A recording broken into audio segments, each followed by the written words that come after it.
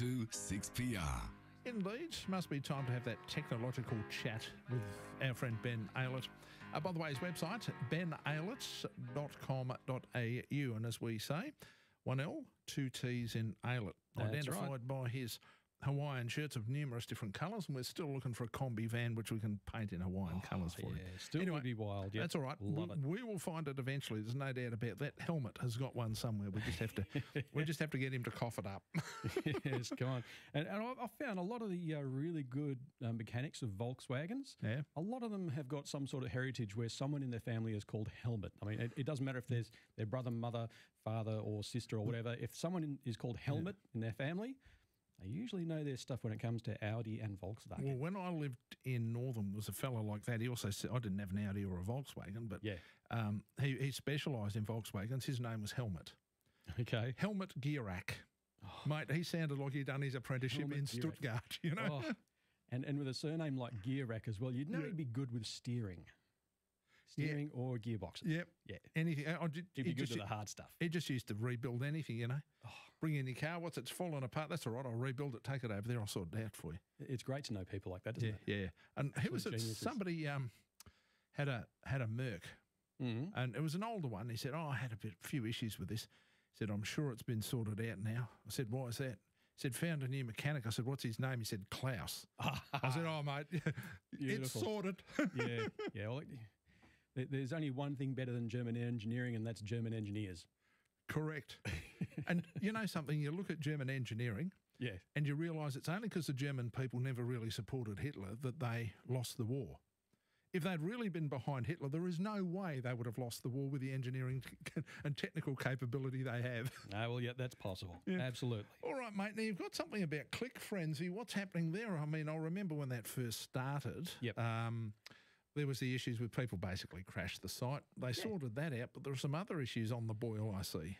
Yeah, well, Click Frenzy does have a bit of a history. So they did kick off and they didn't quite plan the capacity right, and we wound up with Click Fail on year one. And subsequent years after that, they learnt and they really managed to impress me, actually. They managed to impress me with the way they managed to handle the traffic and actually get an online site going. So they've done great things. So I'm really pleased that they've managed to do this, but we've got a bit of a but this year. So we've got Click Frenzy Mayhem starting in less than 24 hours. And there's been an interview with Grant Arnott, who's the co-owner of Click Frenzy. He gave shoppers tips on how to grab a bargain. One of those tips really concerned me. We'll start with the minor one. Yeah. So the minor one is turn off ad blockers. I get it. Ad blockers are needed for some functions of the web, and they're also vital for some websites to actually get their revenue so they can keep operating. Permission to speak, sir. Granted. Thank you. I would argue that the reason people run ad blockers is because they want to block the ads. Well, so yes. what you need to do is change your act and understand that there is a reason why people are doing this. So you're asking people to stop doing something that in most cases they actively decided to do. Yeah. Yep. Okay, so there's that. Turn off ad blockers. Okay, fine. If we really need to have ad blockers enabled to make the site work, so be it. Once the event is over, if you're using an ad blocker, turn it back on. No big deal. That's easy fix. The thing that really concerns me, though, is, and I quote, this is directly from the interview, only MasterCard and Visa will be accepted. I mean, that's okay. We recommend putting your preferred settings for payments in your browser's autofill to speed up the process. Oh, no. Yeah. Yeah. Now, This is all about making it easier and faster for them. Yes. It has absolutely nothing to do with security, including the security of customers' financial details. yeah. Okay, so it doesn't mean that Click Frenzy is going to have your credit card details like they shouldn't. They still get it like they normally would. The difference is that if it's being saved in your web browser, and this has been proven, it is possible for some malicious websites to prompt the web browser for credit card details off the screen. So they actually put the little field way off the screen where we're not going to see it. Yep. And then it secretly grabs your credit card details. And this is on the malicious websites. Saving credit card information within your web browser is asking for trouble. So if anyone has done it, there's two things you can do. You can uninstall that web browser and use another one, or to be easy, to be absolutely sure, just blast your machine away, start again from scratch, reinstall Windows, reinstall your web browsers and start again. And next time when you're asked to save your credit card details, say no. As simple as that. As a routine, you should say no. Yeah, it is. Now, I understand that not saving the credit card details in the web browser is going to be a pain for people, but I've got a solution. Okay, so you can get the best of both worlds. So you can save your credit card details in a web browser and still remain relatively safe. Okay, so here's the tip. For ClickFrenzy and ClickFrenzy only, and for this event only, install a different web browser. So if you're using Chrome, go and install Firefox or Opera. Use those web browsers for ClickFrenzy, and if you need to, save your payment details in that web browser, and then once you're done, you remove it. Blow the browser away. Blow that browser away. Don't use it again. And then keep using your original web browser, and then everything's fine. Why would we want to save the details anyway? I mean, let's face it, all this bit about, you can do it faster. Yeah, true, but that's for their convenience, not yours. And if you're buying something, once you've got a whole heap of stuff that you want to buy and you're going to use your credit card to pay with it, okay, you fill out your credit card details. I have to be honest, I don't see the big deal with that. Yeah. Look, I mean, all we're trying to do is make their life easier. Well, until somebody comes up with some form of security that will protect things like that from being taken maliciously, then I really don't see that there's any other sensible alternative. Well, yeah, and look, I get where Mr. Arnott's coming from.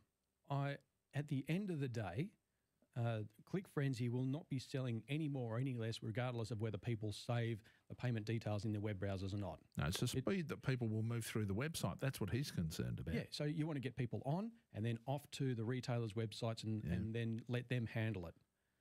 But it is... I'm pretty sure... Why don't they have two stages? You've answered the question as far as I can see yourself. Yeah. You're on the ClickFrenzy website. Once you've got everything up, which you've put in your cart, as they often call it. Yeah. Once you're ready to pay, why don't you click pay? And it's and let's, for want of a better term, say checkout.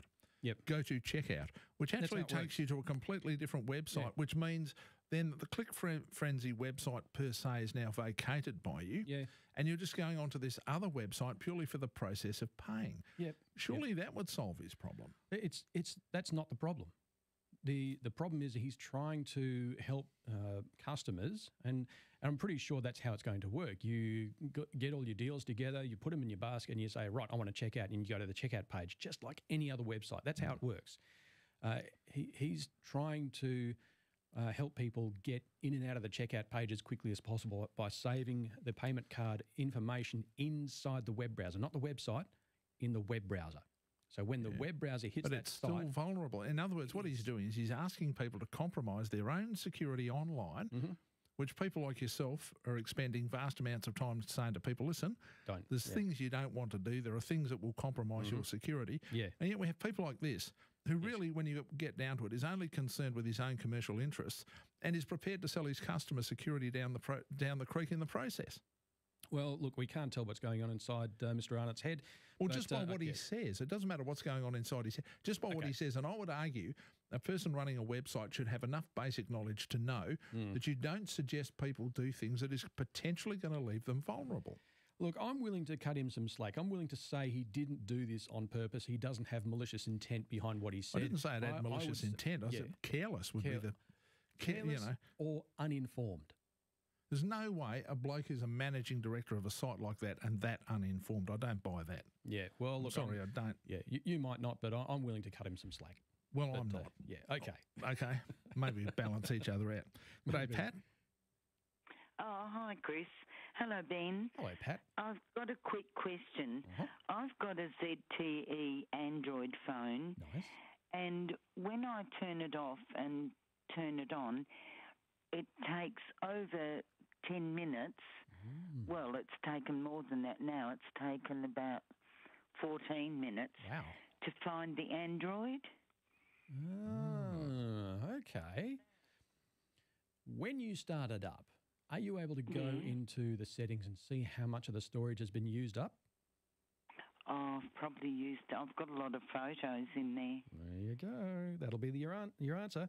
What you've got to do... dear. Yeah, just like any other device, regardless of whether it's running Android, iOS, Windows or Mac, or even Linux, it doesn't matter. When they get full and the storage starts to run down, they've got less of that free storage to play with to keep things moving quickly. So the best thing you can do once you get it started up, now if you're using Android, that means you're tied into Google, you've got a Google account. I'm sure you've got Google Photos installed somewhere on that Android phone. I'll transfer it to my Google absolutely. Photos on my computer then. Yep.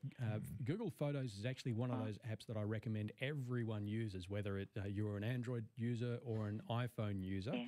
It is a great service that allows you to automatically upload any photos you've taken to the Google Photos system, and it then frees up the space on your phone. I didn't even think of that. There you go. You said about space, yeah. And my son gave me a smartphone the year before last, but I had to give it back because I'm not smart. So then he... You just weren't willing to learn. It has nothing whatsoever to do with intelligence. No. Yeah, and you've got a smartphone. I'm not smart. Rubbish. But you were a counsellor and all the rest of it, and half decent one. I manage it really well. Yeah. But this is really annoying. It is. You know. Yeah. Oh, look, I'm with you there. When phones run down on storage and they get slow, it's as annoying as hell. Why don't they just pop up a dialogue box saying, got too much junk in here, let's have a clean out, please? Doesn't any computer nerd have... They need to have a sense of humour, don't they, Pat? Oh, I reckon you should put when you put your name in the phone, you should come up and say, hey, Pat, listen, you got to have a clean out because I'm just overloaded here and I can't go very fast. And you kind of understand that, go, okay, fair enough, we'll get some of the junk out of there. Yeah, that's right. Bit like my brain. Yeah, we can only hold so much, can't we? Definitely. Absolutely. Good on you, Pat. Thanks very much for that. Thanks for calling, Pat. By the way, if you'd like to have a chat to Ben, 92211 is our telephone number. Ben Aylett's here from Easy Wireless. His website is benaylett.com.au. 1 L, 2 T's in Aylett. And by the way, it's A-Y. Like it's Aylett. Yes. These cold mornings.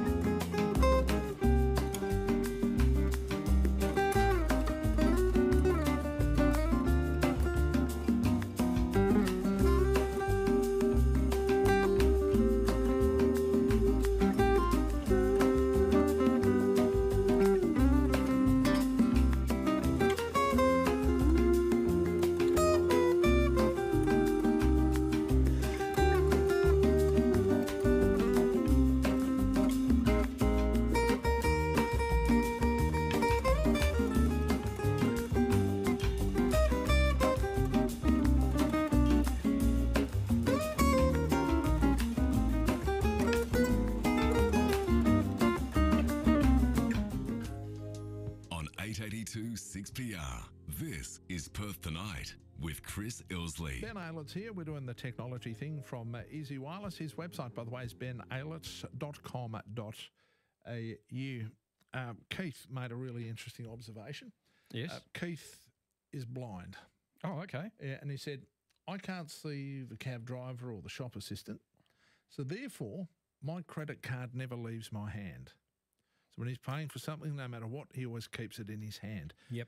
You know something, there's a lot those of us with 100% vision could learn from that. Yeah. Simply saying, well, okay, I've got a hold of it. Mm-hmm. I've noticed sometimes people are very, very quick to take the card from you. Yep. And sometimes to put it in places where you can't see it. And I remember saying to one girl once, don't keep the card where I can see it. Yep. And she looked at me, right, with an expression on her face that suggested that she wasn't pleased with what I just said. Mm-hmm. And had we not been in a customer employee relationship, that she probably would have told me where to go and how to get there. And I thought, and you know what it was? It was because it was inconvenient. Yeah. They obviously had the device under the counter somewhere. And I did take the time. I said to her,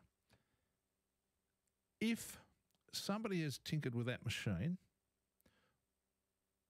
and I don't know you with the greatest of respect, Mm-hmm. right, it's my card that then gets juiced. Yes. I said, that's all well and good. I said, sure, I'll be able to go to the bank and they'll ultimately end up reimbursing me, so that won't be an issue. Yep. But here's the point. If there is something dodgy in that machine and you've had no part in it, you're going to end up getting blamed for it. Yeah, yeah. If the machine is above the counter, I can see it, and we can all see the transaction, then we can be comfortable with it. It's all above board, and your argument is, well, the customer had the card in his possession all the time. Security cameras will show that. Yep. And this is an ideal time for one of my stories about being fleeced with a credit card scam. This is many, many years ago. I went and bought something. I think it was at a convenience store. I'm just guessing is where it happened. And I was in the habit of handing the card over. They'd scan it, and then they hand their card back to me. And I was scammed. So they tapped the card twice. The first tap was to gain my credit card information, which was then collated and sold off on the black market. The second tap was actually to pay for the purchase. So they went first tap, and they go, oh, that didn't work. Tap again. And this is all under the counter. And then they said, okay, it's all done. Everyone's happy. I'm not suspicious. Roll around to later that year. Was it the night before Anzac Day? I get a call from Westpac. And Westpac said, are you in Gallipoli at the moment? Are you in Turkey? I said, no, I'm not. They said, well, okay, we've just seen $8,000 worth of rugs and silver purchased on your card in Turkey.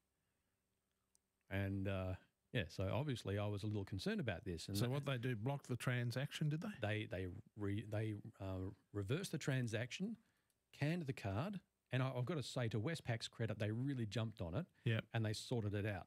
But it highlighted to me, and from that day forward, I have never let my card leave my hand. When I'm paying for something, if I'm using PayPass, it doesn't matter. The cashier might reach for the card and I'll sort of pull back a bit, and they'll look at me and I'll say, look, and then I tell them the story. I say, I was fleeced by about $8,000 or $9,000 a few years ago, and then that it sort of snaps into place, and they go, oh, right, okay, understand, no problem. And everyone gets it. So there is nothing wrong and there's nothing rude about saying, no, I'll hang on to my card. You can hold out your card reader, or you can hand the card reader to me. I'll tap it and hand it back to you, because I'm the one who's putting more trust in everyone else. Yes. If I was to hand you the card, it's a bigger deal to me to have that compromised than it is for you to have, those few seconds that I've got that card reader in my hand, the very worst that can happen is I can drop it and break it.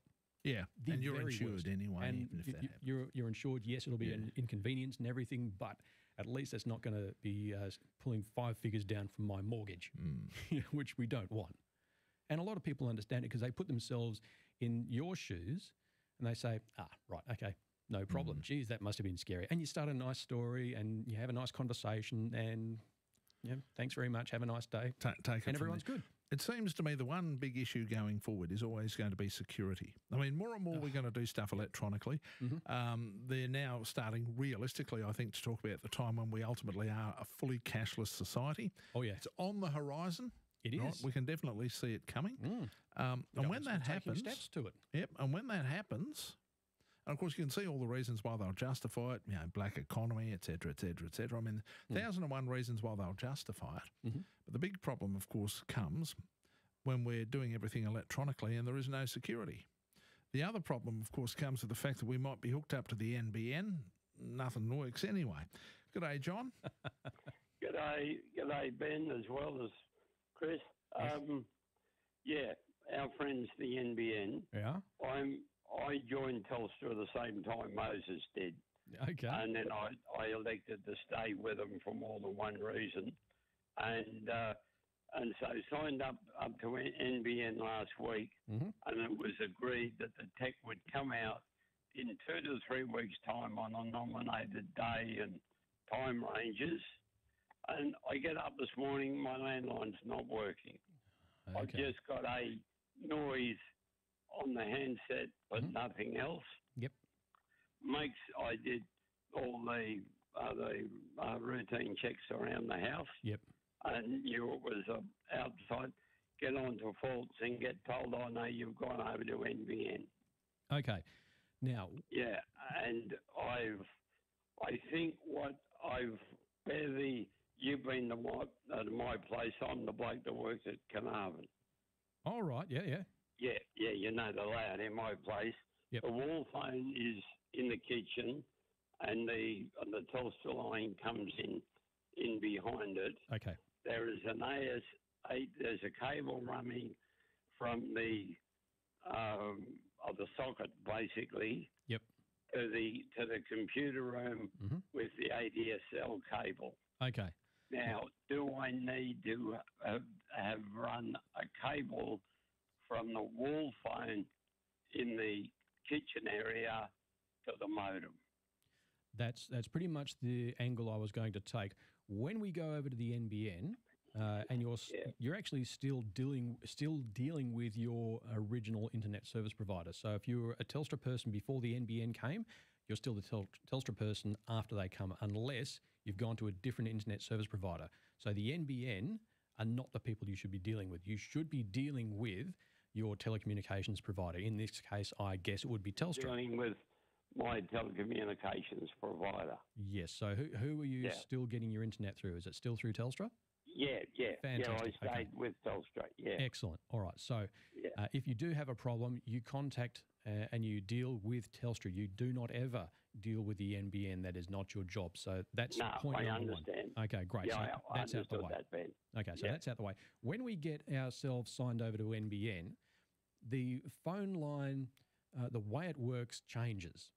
So it stops being the normal phone line that we can just whack a speaker and a microphone on, which is essentially the old phones that we've had forever. Yeah. And you can shout analog signals down the line.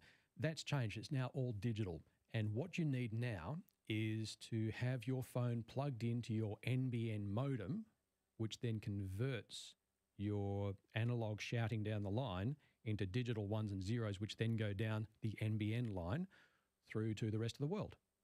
Okay. I might have an easy out, a temporary out here anyway. Yep.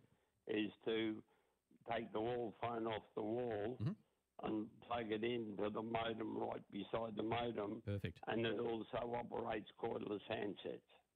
Excellent. That's the way to go. Absolutely. So that might be a simple solution. That's what I'd recommend. So if you have a look at your modem that's been supplied to you by Telstra, you'll notice an additional port. I think it's either a blue or a grey port. It's a green port. Green port. Okay, so yes, a green port is where you plug your old telephone equipment into. Yep. And it should still work as long as it's not one of those spinny decadic dialing ones. No. It's hang on, look at the other one. Inden. Yeah. It's an Inden with 3 cordless handsets. Perfect. Yep. I checked with Inden at Wangara. Yep. And they said no, it is NBN capable. Awesome. Beautiful. Good stuff, John. That's the way to go, mate. Yeah, so you plug your your cordless base station into your modem, into the green port, I'm guessing, and you're good to go. Excellent. Let us know how you go with that, John. 92211882 is the telephone number if you'd like to have a chat to Ben. By the way, the website, benaylett.com. That's AYLETT.com. Perth Tonight for Legal Wills Online. Legal wills from as little as 200.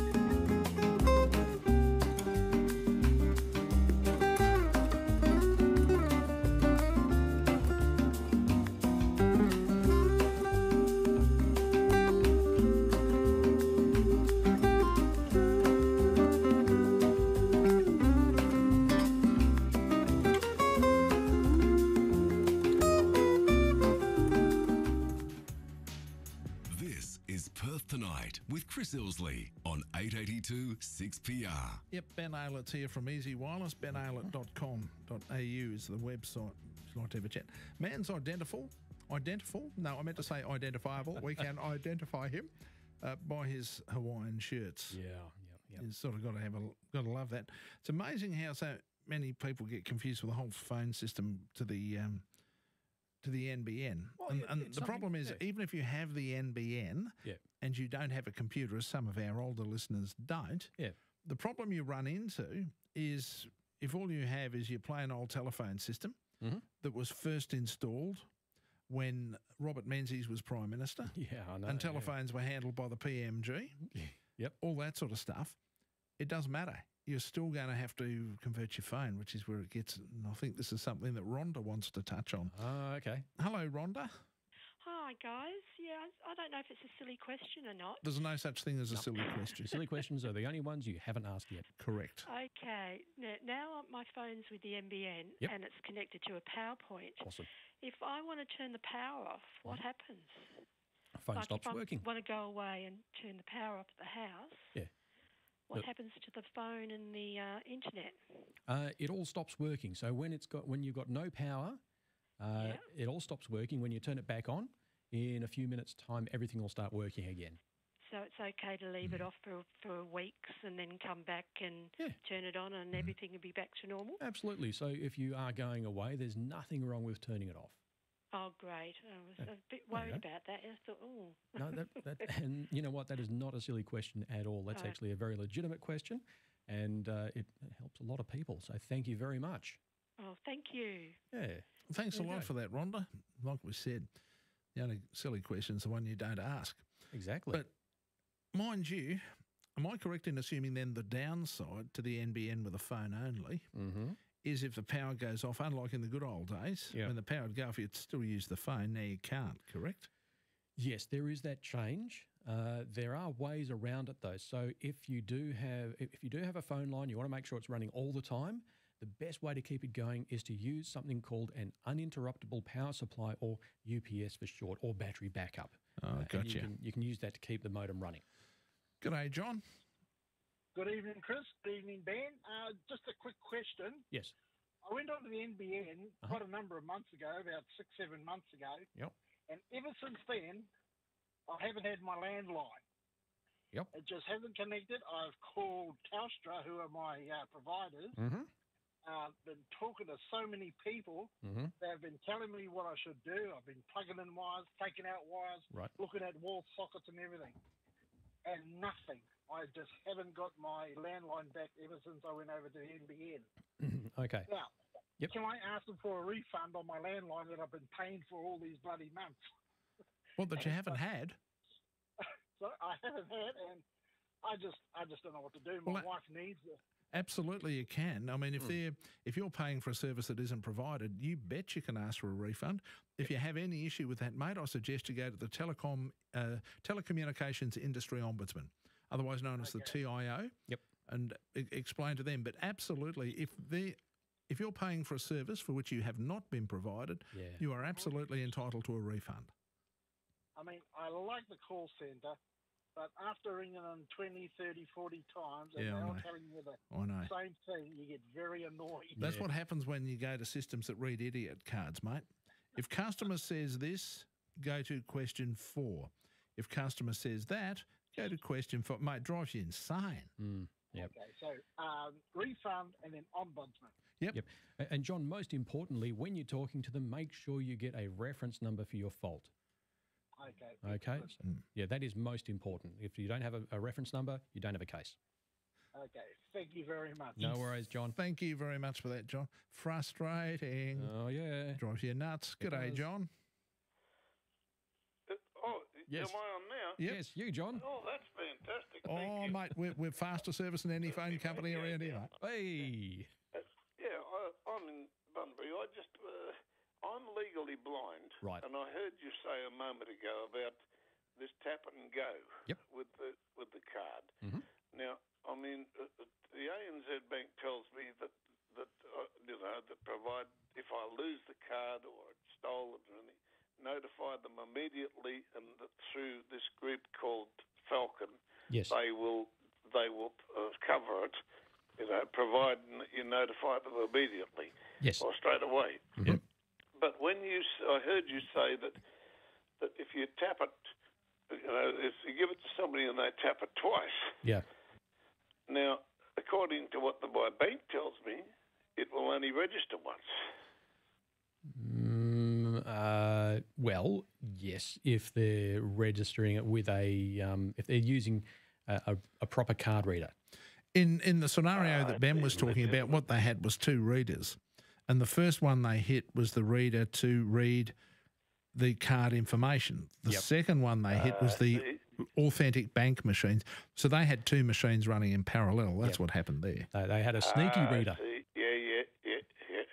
I keep a close watch on, my money side of things all the time. If I think that I'm out, I'll straight away ring the bank.